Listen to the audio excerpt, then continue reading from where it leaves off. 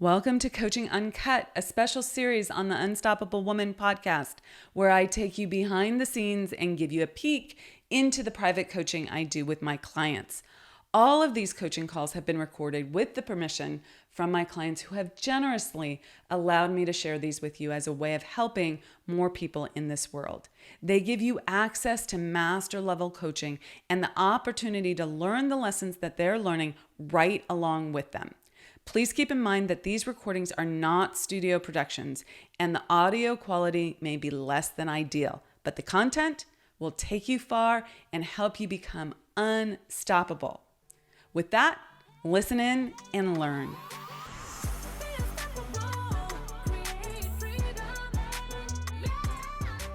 In today's episode of Coaching Uncut, I'm speaking with a client who's angry and resentful about her team's mistakes and lack of initiative.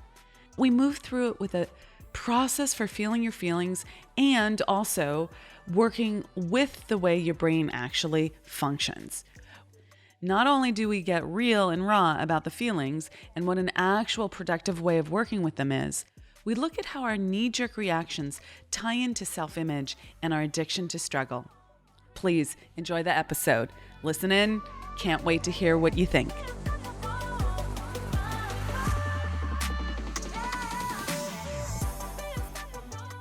Good morning. Hello. How are you? Good morning. I am well, thank you. Good. How can I help you this morning? I'm not in a good headspace right now in regards to some team members not doing what they were instructed to do last week when I went out for business travel. And by them not doing that, I have a total of 2 ICs for the remainder of the month, and we are only at 56,000 this month. So I'm a little irked, to say the least. Met with the team members this morning, and it was, I was supposed to do that. Well, you're doing it first thing this morning. It's 25 calls. Can I split it with someone else? No, you cannot. You will be doing all 25 calls. Yeah. Who's the team member that was supposed to do this? What's the position? She is my person that I was trying, at her request, trying to train her as a paralegal, but she knows that she's supposed to assist me in being the backup for triaging. Okay. And my other person is still my same guy. Yeah. Okay. So did both of them drop the ball? Yes, they both did. Okay. And you've had conversations with both of them? I've had conversations with both of them, instructing them to immediately handle this and I just left it at that. Y'all guys need to, this is your first and highest priority this morning, period. And then just stepped away so that they could start working on that priority. Absolutely. So now we have to do a number of things here, okay? In order for you to get, I believe our goals are Shannon gets in a better headspace so that she can slay in other areas of her life, okay? And business. So she has momentum, she's going forward and feels awesome, okay? Yes. And 2, we need to solve for this not happening again, okay? Yes. So let's take both of them. We're going to do the mindset mental piece first, and then I will help you very clearly identify how to make sure this doesn't happen again in the future, okay? Okay. So first, I want you to ask yourself with as much transparency and honesty as you can several questions. 1, is this an upper limit? Everything's going great, and I personally, 100% personal responsibility, took my eye off of the ball. Even though I gave instructions, I didn't check in, all of that stuff, right? Yes, I did not do a follow-up yesterday to confirm if they had done everything as instructed. I did it this morning, and I realized they had not. Yeah, and during your time away and all of that, we need to put in stopgaps so that you don't have to be the one doing that and you can step away from your business. That's the solve for Yes. part. But the piece that I need you to answer is, are you hitting an upper limit? And this What is, do you mean by that? an upper limit is things are going really great in life, in business, relationships, you're growing. For instance, you just hired an amazing associate attorney that is going to grow your business tremendously because of all the things we've talked about. Yes. You have a self-image. This lives in your subconscious mind. This self-image is the governor, meaning it governs how far up and how far down you can go from that same self-image. So when you have a self-image that says, I'm only allowed to make so much money, I'm only allowed for things to be so good, I have to have this level of struggle, hard, complication, disappointment in my life, it will hit. If you don't have that level of disappointment, frustration, resentment, challenge, hard in your life, it will create something for you to experience that. And by create, it looks like, oh, I go on a trip, I give instructions very clearly, I don't check in, I make assumptions, and they drop the ball. Okay? So it looks like a team issue. It looks like a business structure issue. It looks like a management issue. But in truth, it was a little moment of going absent. Your team isn't at the level they need to be given that level of responsibility yet. Little moment of going absent in order to come back to disappointment, struggle, hard, not making enough money. Does that make sense? Okay. I understand what you're saying. I will be honest, at least in my current aesthetic view that I have of myself in the situation, I don't think that is going on here. It's always going on, whether you're aware of it or not. It's the way human beings function. You're not alone in this. You're not to blame, right? You're not like defective in any way. This is how our subconscious mind and our self-image work, period, full stop. Now, the way beyond that is to make this level of disappointment, this level of hard, unacceptable for you. I'm unavailable for feeling disappointment right now. I'm unavailable for being frustrated, being resentful, being irritated. Because that's what it's calling you back down to. In order to break free, you have to move your ability to receive at a higher level the good that you desire incrementally forward. Every time you hit the hard, you say, I'm not available for that. And you do that by changing your perspective, changing your attitude, and taking the actions. So it's not just woo, right? You have to also take the actions that solve the problem so that you don't put yourself in the same position again and again. Okay. Okay? Happens for all of us. So you need to say to yourself, oh, that feeling of frustration and irritation and pissed offness and disappointment in your team, all of that, and I'm putting words in your mouth about how you feel based on the tone of your voice and past experience with people and my own experience. So if I don't have the feeling statements exactly right, please fill in the blank for yourself, okay? But all of that, you need to say to yourself, okay, if I wasn't available for this, how would I respond right now? If I didn't need to react this way in order to get a different outcome, how would I respond? And now I'm going to leave that to you to answer either right now or later. I don't know how I would respond differently, because I can understand how I would proactively act differently, but I don't know how I would respond differently than how I did in my mind, because issue identified, the cause identified. Let me help you out here. Okay.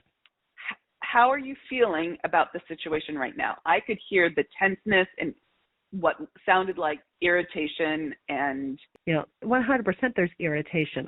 How I feel mm-hmm. is, oh, cat's away. They did absolutely nothing. They all want a paycheck, but they're doing everything. If I'm not here, this is how I feel at this immediate moment. If I'm not here, what the hell are they doing? Yeah. That's how I immediately feel. So what's the feeling? Because that's a thought. What's the feeling? Resentment? Judgment? Pissed offness? Anger? Probably resentment and anger. Okay. So if resentment and anger keeps you at your set point, you just have to trust me on this, okay? Okay. Because right now when you're in it, it feels justified to feel resentment and anger. And that not only does it feel justified, it feels like the only option. But that is your set point. That is your self-image saying, this is what the range that I live in. Okay? So if resentment and anger are how you're feeling right now, can you, in this moment, allow those feelings to be, meaning you feel them in your body? Can I take you through a little process? Sure. Okay. So I want you to close your eyes. Okay. And where do you feel the resentment and anger in your body? Probably my gut. Okay, great. And I just want you to allow yourself to feel the resentment and the anger in your gut. And by that I mean you're not going to try and change the feeling. You're not going to suppress it. You're not going to say you shouldn't feel that way. And you're also not going to add to it by, cogitating on it, ruminating on it, making it bigger through adding story to it. The story would be, I'm justified in feeling this way, okay, because of X, Y, and Z. Okay. You're just allowing yourself to feel it, the feelings to have space. And what happens when you do that? Does it grow? Does it become smaller? Does it stay the same? It spreads in like a dissipation, if that makes any sense. Yeah. So keep with that. So it's spreading in a dissipation. And again, you're not going to try and make it do anything, okay? You're just allowing it to be. And what happens when you continue to just allow it to be? It keeps diluting. It keeps dissipating. Yeah. It's not being held on to. It's not being held on to. Correct. Exactly. So if it was at I'm going to label it a 10 when we first started, just the high end of the experience. Where is it now? I'm probably about a 3. 1 to 10. Great. About a 3. Okay. Yeah. And does that feel better? It feels better for focus, yes. Okay. And you can keep allowing it to be, and it will dissipate entirely. Okay? Now, there's an aspect of you that wants to hold on to it, all of that, but it lets it go. Okay? You can let it go. And now, I want to give you another tool around this.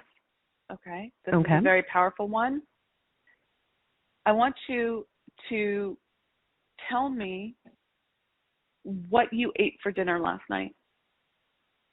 Salmon and green beans. Was it salmon and green beans? Was it tasty? Oh, it was amazing. Yeah, tell me about how amazing it was. It Is was it your favorite meal? right amount of, I wouldn't say it's one of my favorite meals, but it was exactly what I didn't know I was craving that yesterday, but the more I ate it, the more I realized that's exactly what I wanted. Okay, It's great. hot, it was hot, the right spice, etc. When you're telling me that, do you feel any anger or resentment? No. Okay. So here's a really amazing way that your brain works. It cannot hold two thoughts at the same time. Okay? Okay. So your thought about this experience that you're having with teens is keeping you from thinking something else. Okay? But you can easily switch gears. And the two different thoughts have different feeling responses. You can instantly shift your feeling experience. Now, I suggest you do technique number 1 to really allow yourself to feel so you're not erring on any side of suppression, okay? Okay. But then you can shift gears and go thinking about something else, okay?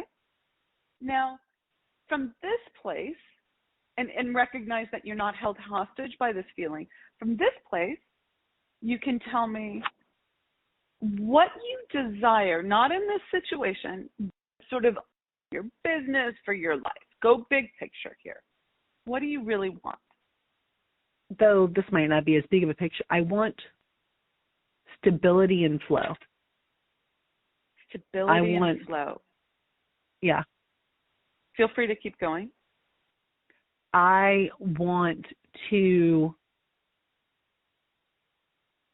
have, because through stability comes trust, because you trust that which is stable, and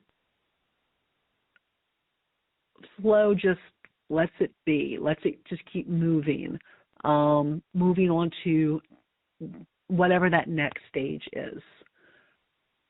Does that feel good? Can you imagine how good that feels? Yes. Okay. And that is way different than the range in which resentment and anger hang out in, correct? Yes. Okay.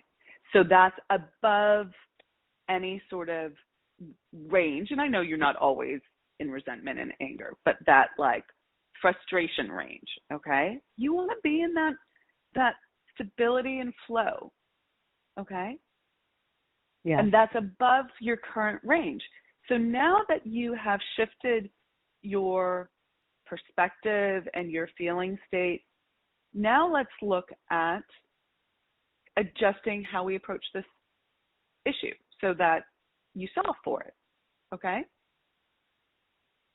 Without going back to resentment and anger, because what you really want is stability and flow, or trust and flow. Yes. So with this perspective, I'm going to give you one more little mindset piece. Human beings want both certainty and uncertainty. And you've just articulated that. You want it to be stable. That's the certainty. That's what you can trust, right? In theory. And you want the flow. You want the uncertainty, right? Like the movement, that things are not always the same.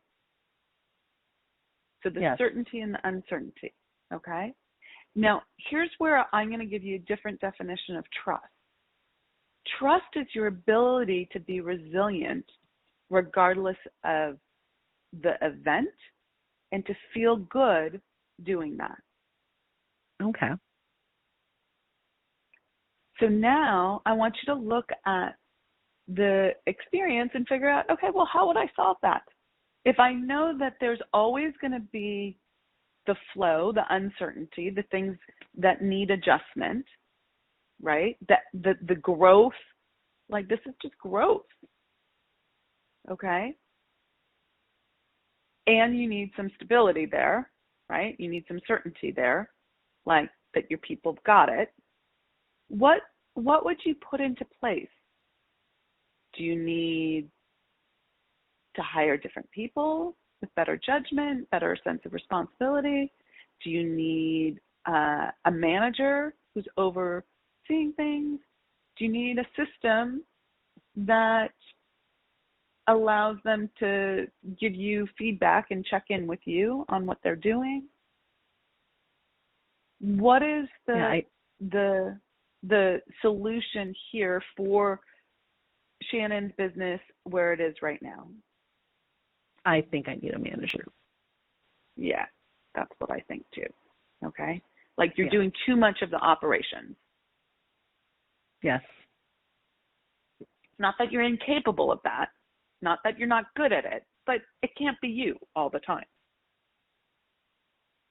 Okay? Agreed. Okay.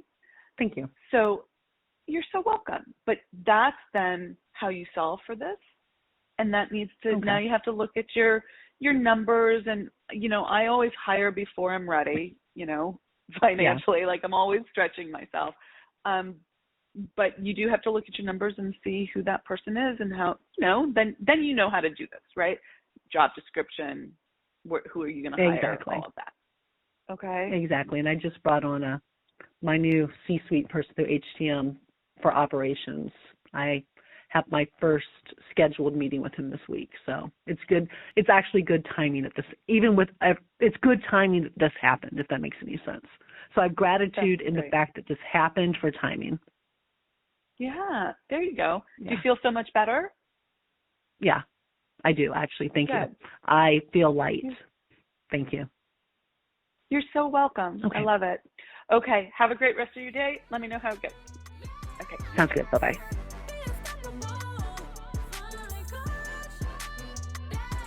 Thank you so much for joining us for Coaching Uncut. If you loved what you learned today, please leave us a comment and let us know. We always love a thumbs up or a 5-star review, so thank you in advance for that. And if you want to take your life and your business to the next level and it's time to scale, please reach out to us and schedule a consult at theunstoppablewoman.com/next level. So that's theunstoppablewoman.com/next level. See you in the next episode. Rock it out and be unstoppable.